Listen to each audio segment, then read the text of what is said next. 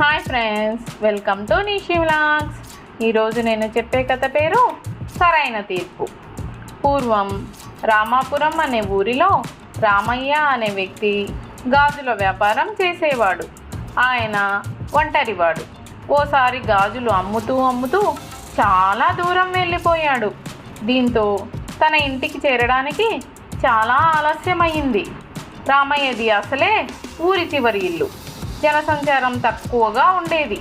చీకటి పడ్డ ఇంట్లో దీపం వెలుగు కనిపించకపోవడంతో ఓ దొంగ రామయ్య ఇంట్లో దూరి నగలు డబ్బులు దొంగిలించుకుపోయాడు. కాసేపటి తర్వాత మరో దొంగ రామయ్య ఇంట్లోకి వెళ్ళాడు. విలువైన వస్తువులు ఏమీ కనిపించలేదు. ఇంతలోనే రామయ్య వచ్చాడు. తలుపు తీసి ఉండడంతో చప్పుడు చేయకుండా నెమ్మదిగా కిటికీలో నుంచి తొంగి చూశాడు. దొంగను గమనించి తలుపు వేసి బయట నుంచి గడియ పెట్టాడు.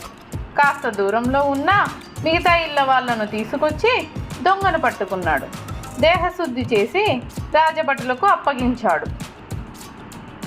తన సైనికులు ఎంత అడిగినా దొంగ తనకేమీ తెలియదన్నాడు. దీంతో అతన్ని న్యాయాధికారి ముందు ప్రవేశపెట్టారు.